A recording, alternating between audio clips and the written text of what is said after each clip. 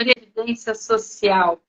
Boa noite a todos. E hoje, em comemoração aos 100 anos da Previdência Social, nós resolvemos realizar essa live com a doutora Laudicéia Esperandio, colega previdenciarista, para destacar alguns pontos importantes deste marco histórico.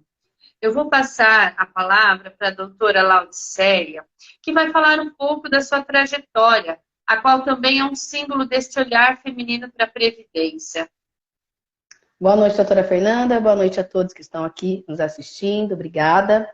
Bom, eu sou advogada previdenciarista, agradeço o convite por essa parceria, né, que estamos iniciando hoje. A minha trajetória, onde eu cheguei até aqui na Previdência, ela começa lá em 2006 para 2007. E quando eu comecei a atuar na área de segurança do trabalho, numa empresa de renome, São José dos Campos, de segurança do trabalho, prestando assessoria.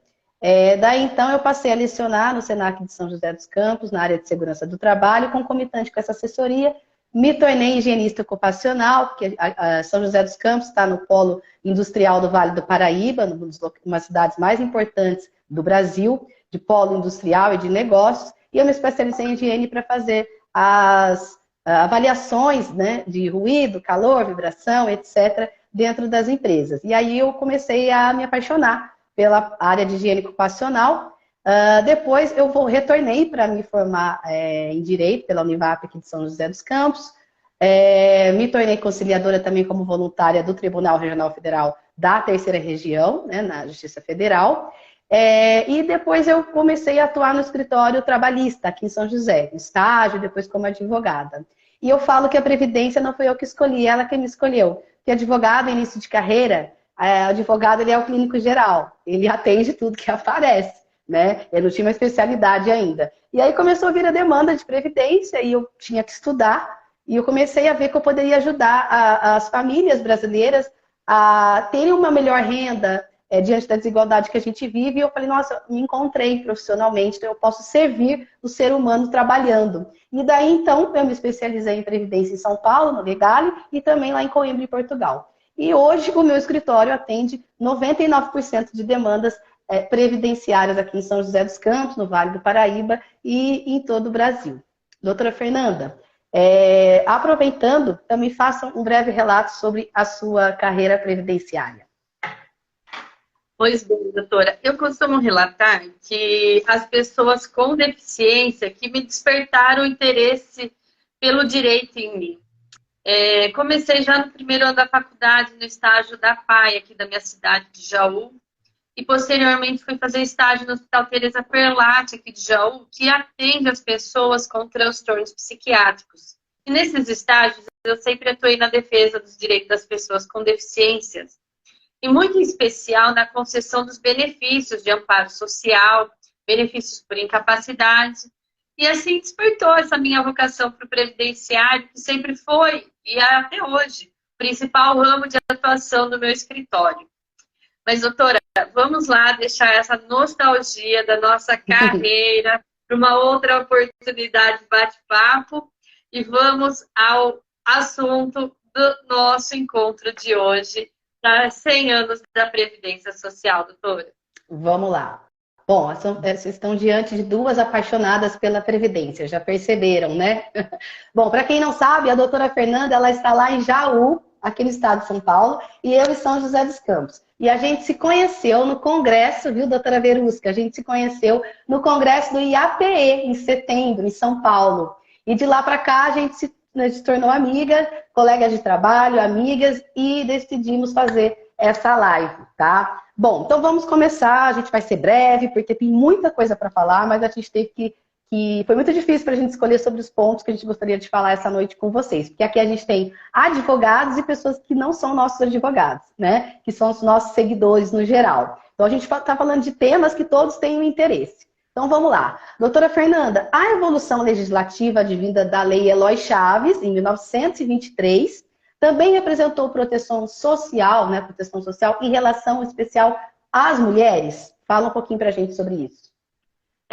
O grande destaque na vigência da Constituição de 1891 foi a Lei Eloy Chaves, por meio do Decreto Legislativo 4.682, de 24 de janeiro de 1923, tida como esse marco inicial da Previdência Social.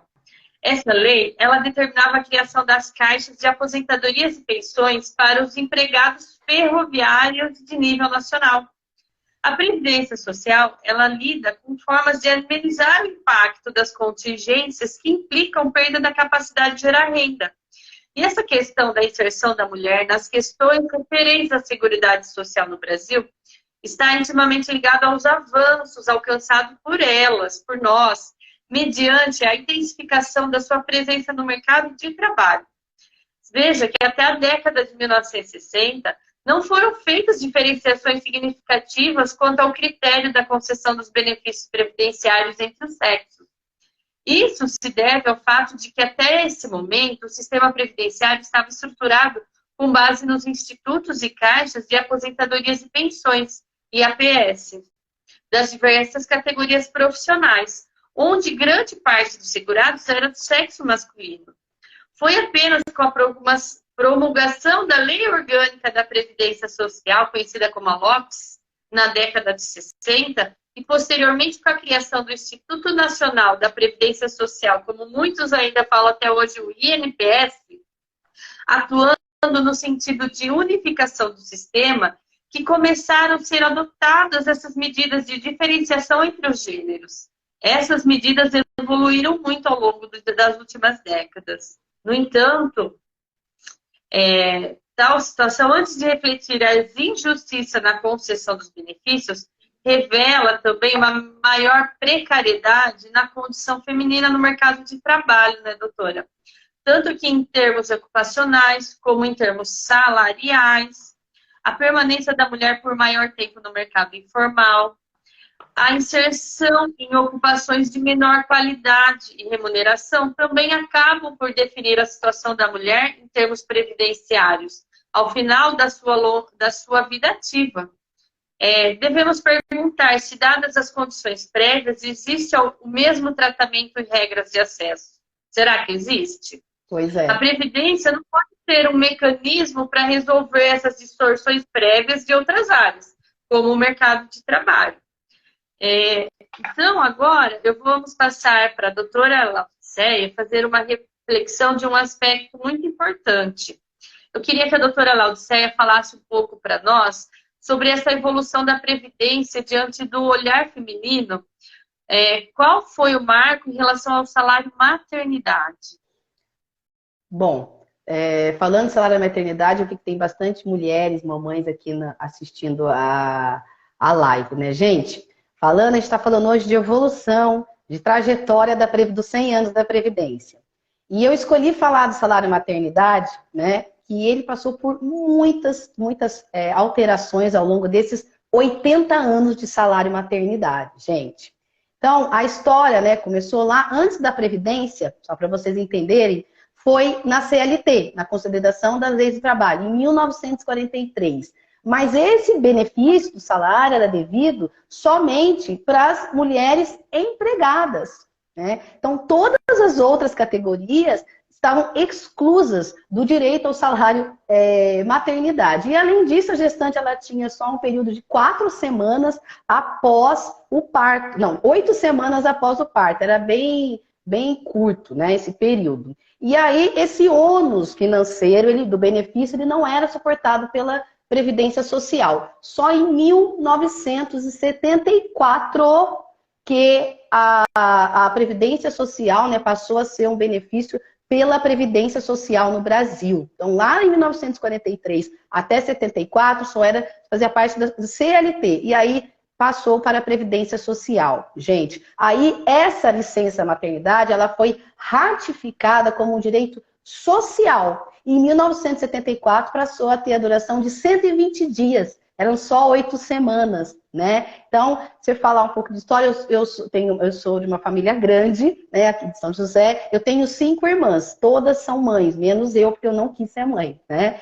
Então, as minhas irmãs pegaram, ao longo desses anos, essa evolução. Já a minha mãe, não. Porque a minha segunda irmã, ela nasceu em 1966.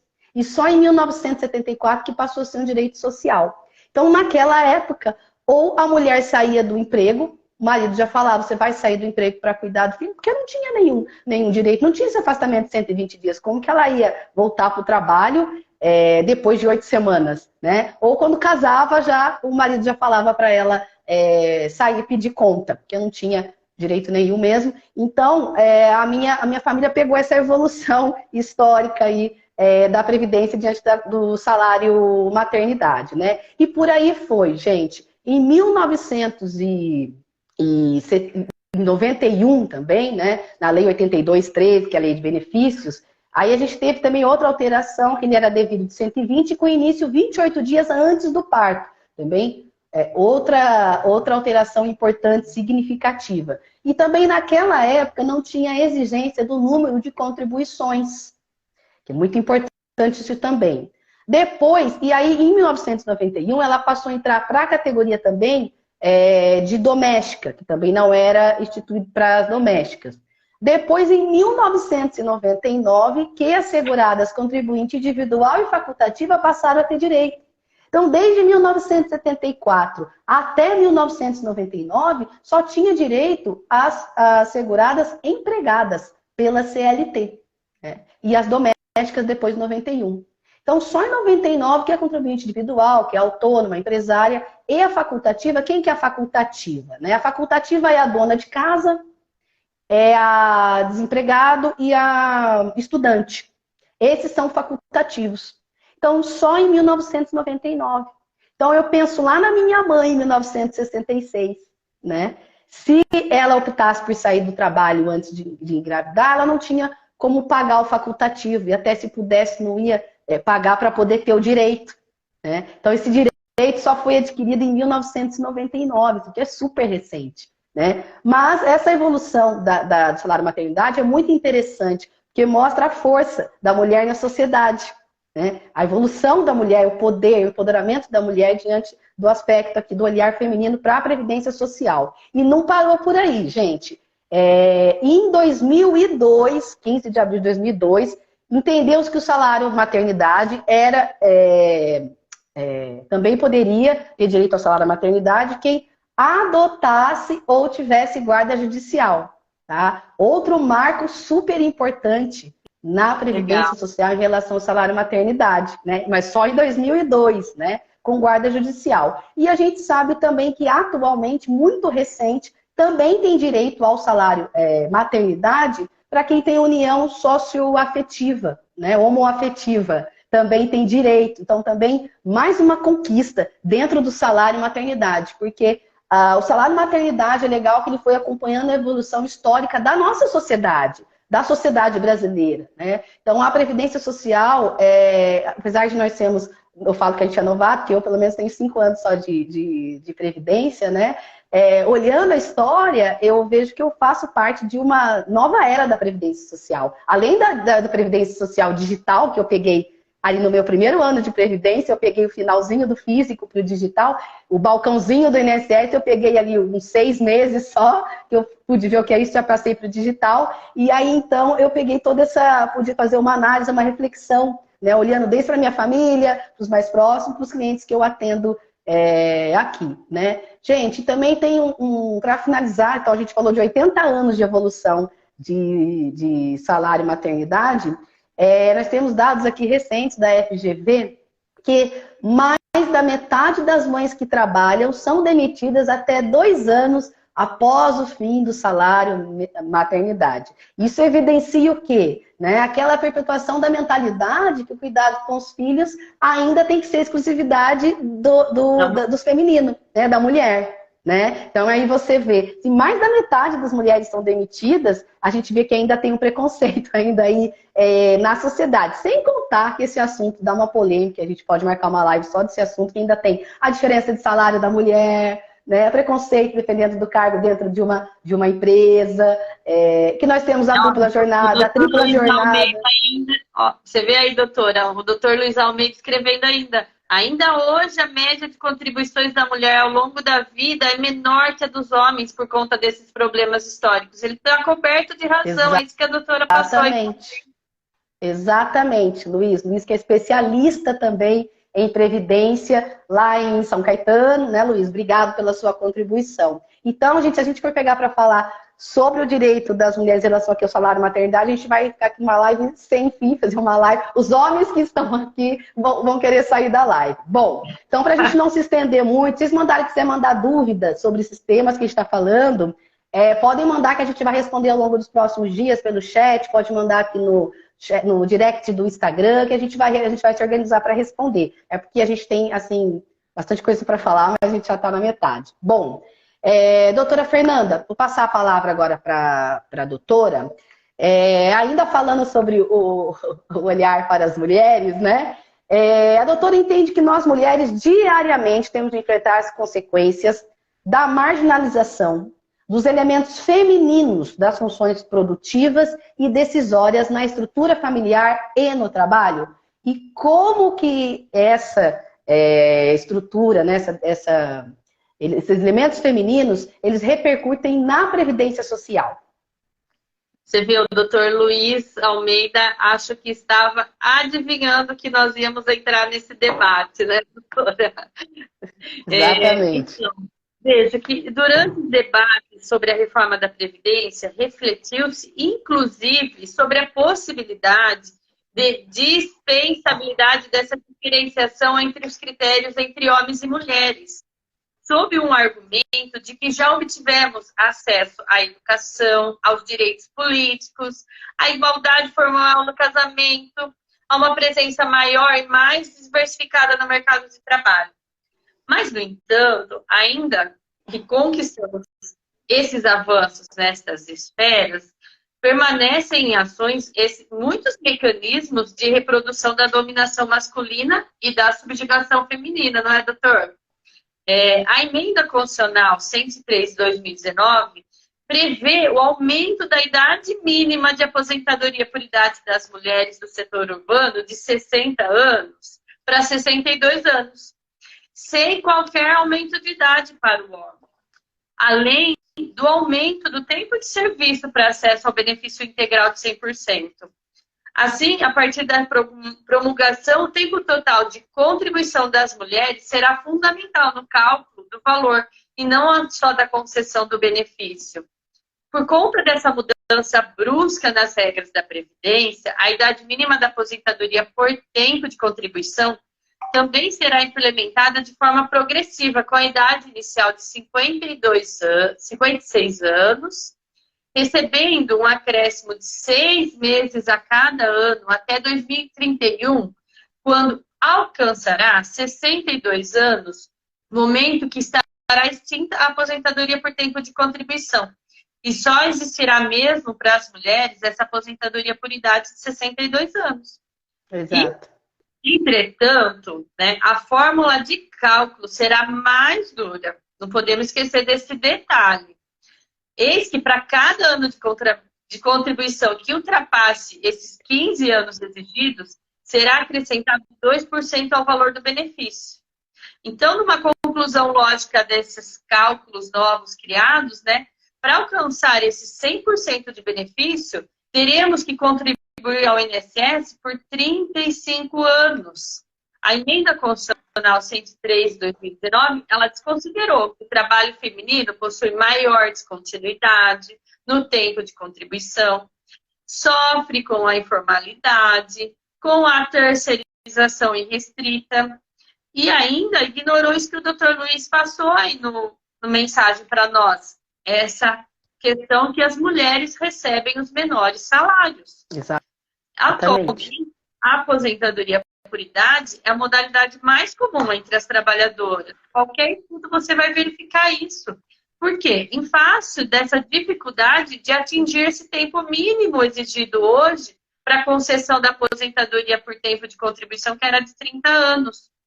Com esse aumento da idade de 62 anos para as mulheres, aí a exigência de tempo de contribuição de 35 anos para acesso ao benefício integral, vamos resumir, nós seremos duplamente prejudicados, é ou não é? Exatamente. Essas alterações no acesso a outros benefícios, como a pensão por morte, não podemos esquecer como foi a fórmula dessa pensão por morte, né? aprofundam mais as desigualdades de gênero. Eis que essas disparidades de rendimentos demonstram que a dependência com relação aos homens ainda persiste. Além da emenda prever essa impossibilidade da acumulação integral das pensões pós-aposentadorias, que atinge as mulheres mais velhas e viúvas. Essa intenção foi de reduzir drasticamente o valor desses benefícios, e não de proteção. Essas reflexões que eu faço aqui com vocês têm como objetivo de demonstrar que essa condição da mulher dependente da previdência social demanda muita atenção.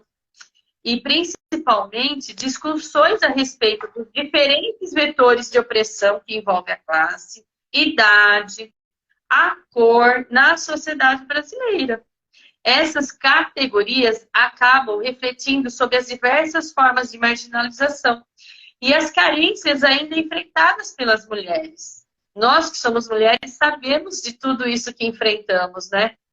Ao teor dessa emenda constitucional, verificam-se respostas genéricas, universalizadas para um problema complexo, a quais ainda estão acompanhadas de pretensão e proteção concreta, pois não acompanham os investimentos ou o enfrentamento do problema e das suas causas. Por isso, que achamos que a importância desses estudos de gênero, do movimento feminista, interseccional, para o avanço dessas políticas públicas que envolvem as mulheres brasileiras, que insistentemente estão encobertas por uma verdadeira cegueira de gênero. Essa minha reflexão que eu vejo de todo esse debate que a gente faz em cima desse universo feminino. Mas, doutora, eu vou encerrar um pouquinho, porque senão nós não acabamos hoje, né, doutora? Mas eu gostaria que a doutora Laodiceia, que também é especialista em BPC, e sabemos que o Brasil é um país com muita desigualdade social, nos fale qual foi o impacto social da criação do BPC pela Previdência diante dessa triste realidade brasileira e sua regulação na estrutura da assistência social, doutora. Bom, pessoal, para quem não é advogado e está aqui na live, o BPC é o famoso benefício de proteção continuada. Muita gente fala LOAS e tem gente que fala BPC. A diferença é que BPC é o nome do benefício e LOAS é o nome da lei, né, que instituiu esse benefício, que é Lei Orgânica de Assistência Social, que é o LOAS. Eu também falo LOAS direto, eu falo e às vezes falo BPC. Bom, então esse benefício, gente, ele foi um divisor de águas no Brasil, o que tange ao enfrentamento que a gente fala da extrema pobreza e miserabilidade. Nós estamos num país muito pobre, né? Nós temos hoje 215 milhões de brasileiros, 37 milhões desses brasileiros recebem algum tipo de benefício da Previdência, incluindo esse benefício assistencial, que não é o benefício previdenciário, é assistencial. Por isso que tem essa lei específica que é do LOAS, que é de assistência social. E isso representa, gente, 17% da população brasileira que tem algum tipo de proteção, né? Então, isso é muito sério, né? Então, o LOAS, o BPC, o LOAS, ele foi um divisor de águas, né? E passou, por isso que a gente decidiu, até porque eu sou especialista em LOAS com deficiência e a doutora também, mas de deficiências diferentes, que nós vamos falar em outras lives, porque isso aqui também dá assunto, dúvida e polêmica para lives aí de 1 hora. Então, a gente decidiu falar do marco histórico dentro da Previdência do BPC, porque é o benefício mais requerido do Brasil, é o benefício que mais tem fraude e é o que a gente é mais exigente aqui com documentação para a gente conceder da forma administrativa, porque a gente adora aqui a concessão da forma administrativa. Então, a gente resolveu falar sobre esse benefício, né, que os brasileiros tanto requerem e não sabem dos seus direitos, nem de como ele chegou até aqui com tanta evolução e tanta evolução histórica, né? Bom, então esse benefício, a lei do LOAS, ela é de 1993, tá? Mas lá na Constituição Federal, em 1988, já previa.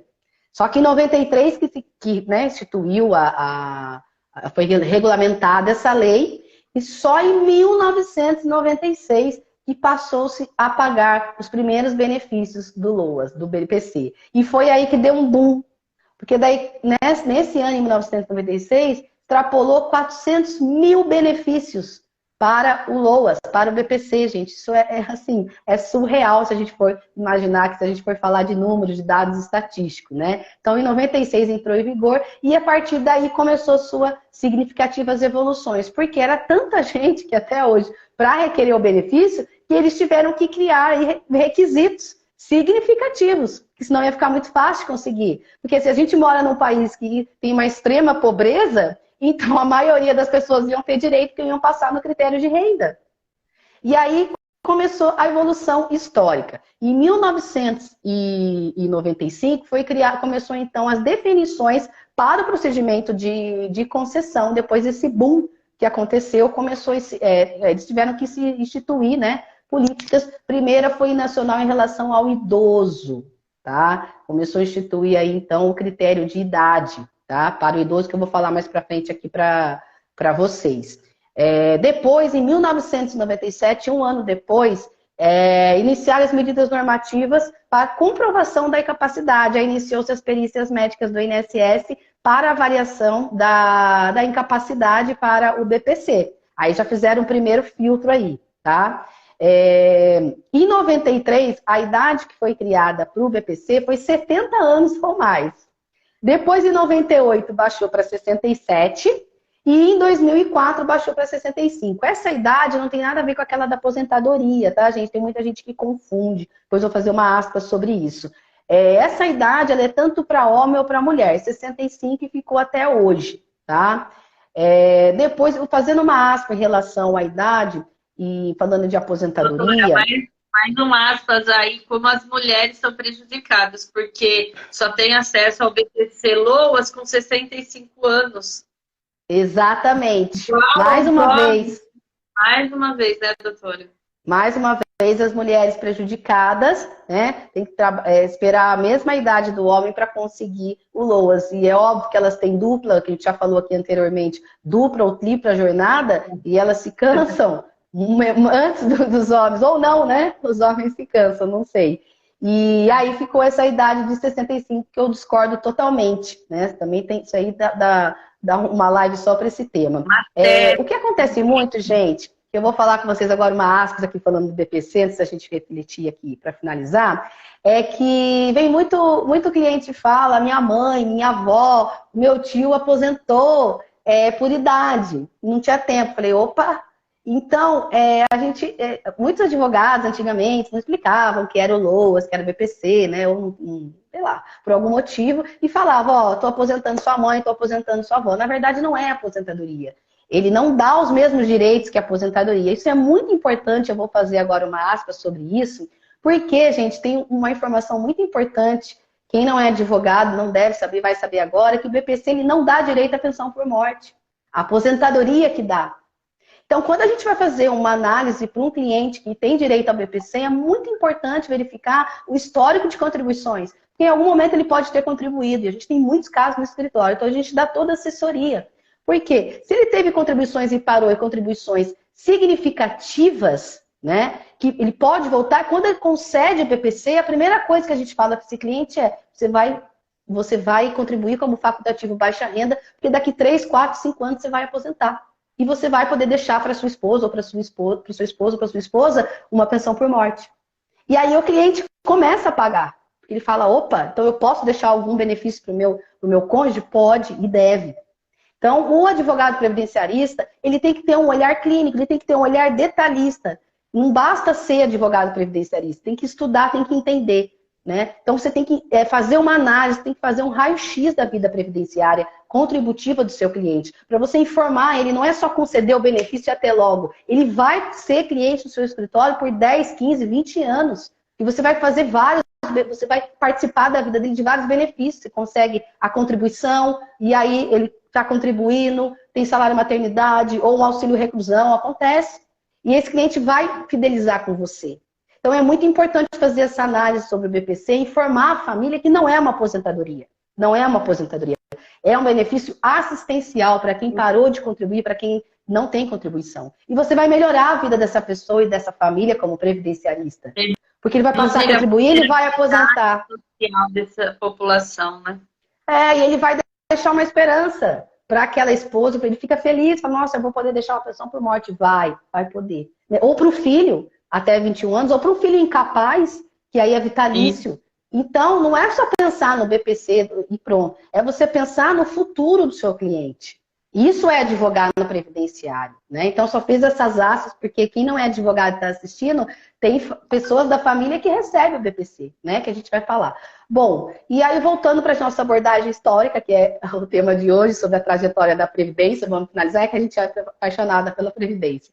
Bom, aí em 2009 passou a ser uma avaliação médico-pericial, tá? E social, que é aquela perícia que a gente fala que são duas perícias no INSS. 2009 implementou a social e a médica, né? Quando é no administrativo, é feita lá no INSS, e quando o INSS nega e vai para o judicial, aí a perícia é feita lá na Justiça Federal, a médica, e a social na casa do requerente, do autor, tá? Então isso é muito importante. Até por causa das informações serem verídicas, né? Para o perito social não chegar na casa e parar com o carro importado e a pessoa falar que não tem televisão em casa. Então isso já aconteceu comigo, tá? No início a gente ainda não tem essa malícia, né? Então também isso é muito importante. Bom, e aí em 2011, gente, ocorreu uma adequação importante, tá? Que foi os aspectos fundamentais dessa incapacidade, que é o aspecto biológico e o sociológico. Tá? Vamos falar a língua do pessoal aqui do povo. Biológico é impedimento de longo prazo, natureza física, mental, intelectual, sensorial. Então, por exemplo, eu faço muito BPC de síndrome de Down e autista, tá? Então, aí é intelectual e sensorial. A doutora Fernanda já faz mais para pessoas com problema psiquiátrico e é o mental. Só para quem não é advogado entender do que a gente está falando, para a gente não falar que é juridiquês, né? Que a gente quer que todos entendam sobre o que a gente está falando. E o sociológico é o aspecto social que vai avaliar o quê? A renda, né, dessa pessoa. Isso foi instituído em 2011, tá?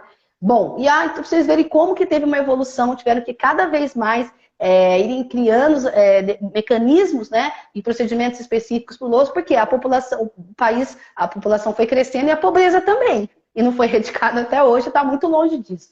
Não vamos estar também nesse assunto, tá? Bom, um último detalhe sobre o BPC, tá, gente, dessa evolução, é que o BPC ele pode ser requerido por mais de uma pessoa da mesma família. A gente já fez aqui no escritório, a doutora Fernanda também, né? Aí faz para o filho, que é incapaz, e a mãe, a gente vai analisar a vida da família, que eu, de novo, falando do advogado previdenciário, tem que fazer uma análise, né, um raio-x de toda a família, e aí eu pergunto, e sua mãe, e seu pai? Ah, minha mãe está sem contribuir, e já tem 67 anos. E aí ela não sabe que ela quer pedir para o filho, que é incapaz. E ela não sabe que ela pode. E aí a gente consegue a BPC para a mãe, para o filho, e o pai está aposentado. Então, gente, muita gente não pede porque acha que não pode, que é só para uma pessoa da família. Essa informação é muito importante, tá? Então, essa discussão, né, foi durante anos sobre se pode ou não mais de um membro da família, mas na lei de 13.892 de 2020, esse assunto veio à tona de novo, e ficou definido que pode. Tá bom? Bom, essa legislação... aquela discussão sobre a renda per capita, né, doutora? Que não tem fim. A renda per capita, eu nem falei aqui que ela teve várias alterações também. Em 2018, meio salário, depois em 2019, um salário mínimo da renda per capita, e agora ficou definido que é um salário mínimo. Mas às vezes a gente pode acordar amanhã e depois dessa live passar a ser meio salário mínimo. Não sei, tudo é possível nesse país. Né? Então não tem como, a gente tem que sempre ficar de olho, né? Eu nem falei disso. Bom, gente, a gente abordou aqui, abordei os aspectos mais importantes dessa evolução do BPC durante o centenário da Previdência. É um benefício recente. É um mecanismo para diminuir essas desigualdades sociais do nosso país, infelizmente, né?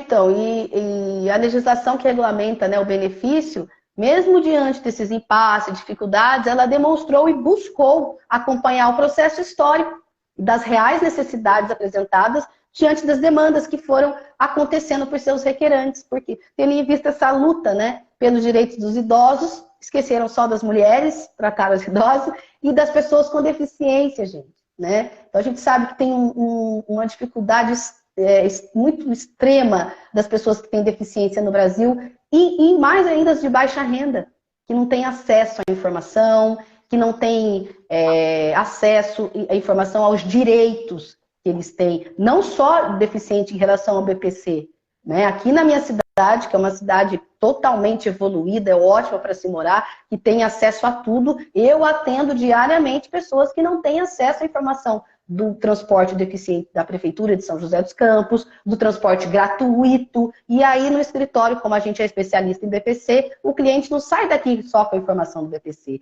ele sai daqui com a informação de todos os direitos como deficiente, que a gente como previdenciarista tem que lutar pelo direito dos deficientes, inclusive a gente está falando de BPC. Então, é muito importante esse caráter informativo das lives, como advogado, para uma sociedade mais justa, que nós estamos num país de extrema desigualdade social. Então, a gente lutar diariamente por uma sociedade mais justa, mais igualitária, né? Então, a gente viu que esse benefício evoluiu. Eu fico feliz eu me especializei no BPC também, foi ele que me escolheu, porque eu comecei a atender muito deficiente e comecei a gostar disso.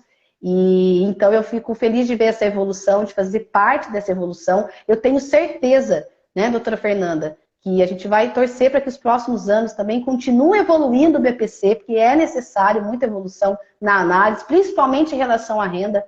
Também, se a gente for falar de BPC, vai dar uma live aí só disso, que tem muita polêmica e muita dúvida. Então, referente ao BPC, o critério da renda precisa evoluir muito, gente. Precisa evoluir 1/4 do salário mínimo, assim, não dá para viver. Então, a gente sabe dessa realidade. A gente não precisa ir muito longe, a gente tem aqui em São José dos Campos, aí em Jaú, dentro do estado de São Paulo.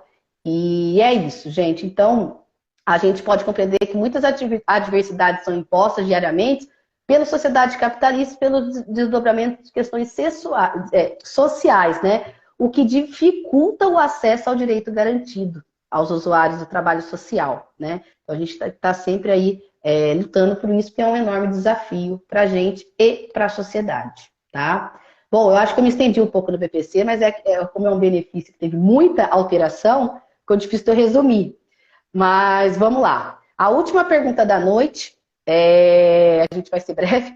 Doutora Fernanda, vou passar para a doutora Fernanda. Quais são os rumos sociais no INSS diante de todas essas mudanças políticas ocorridas após a reforma da Previdência em 2019? Falando em questão política, nós temos que voltar lá para a época da Constituição de 1988, né? Que estabeleceu esses direitos sociais mais abrangentes e ofereceu esse novo patamar para a luta política nessas décadas subsequentes. Decorridos 35 anos da sua promulgação, ainda cabem esforços para a gente compreender por que as propostas relativas à Seguridade Social e ao Sistema Único de Saúde foram implementadas de forma tão restrita, não é mesmo? Existe uma diversidade de arranjos na estruturação dos sistemas nacionais de proteção social quanto à repartição da responsabilidade entre o Estado, o mercado e as famílias. E também, nesse contexto brasileiro, nós não podemos deixar de refletir que não há como a gente construir uma sociedade mais igualitária sem enfrentar a pobreza, que o PPC vem muito em frente a isso. E o combate à pobreza não cabe apenas a esse discurso neoliberal. É estratégia fundamental para a redução das desigualdades no âmbito de um sistema de proteção social muito mais abrangente, que integre as políticas universais e focalizadas. Tem que ser regionais, eu vejo dessa forma. E essa proposta constitucional da Seguridade Social, ela prevê essa integração, em que pesem esses obstáculos da sua implementação, que afetaram avidamente essas áreas da Previdência e a saúde, As políticas atuais da assistência social, eu entendo que hoje são bem mais efetivas e próximas à noção dos direitos de cidadania do que as políticas anteriores a 1988. Por isso que eu coloquei esse marco da Constituição, que eram conduzidas anteriormente pela Legião Brasileira de Assistência. O problema central reside nas formas de articulação entre as políticas econômicas e sociais, no caráter, no sentido do sistema de proteção social como um todo. Não será fácil calar essa cidadania e esse despertar da política. Nós estamos discutindo hoje em dia política em todo lugar. Até pouco só havia desânimo. E hoje eu vejo esperança nessa novidade, deste despertar para a política. E, a meu ver, muitas conclusões da reforma da Previdência rompeu com essa sistemática da proteção social e que cabe a nós, agora, previdenciaristas, lutar pelas garantias constitucionalmente previstas, ou não é? Pois é. Doutora Fernanda, agradeço as suas explanações diante das questões. Foi muito bom. Agradeço a todos que ficaram presentes conosco nessa nossa primeira live, que é o início de uma grande parceria. Teremos muitas lives. Vocês podem até, os advogados que estão no grupo,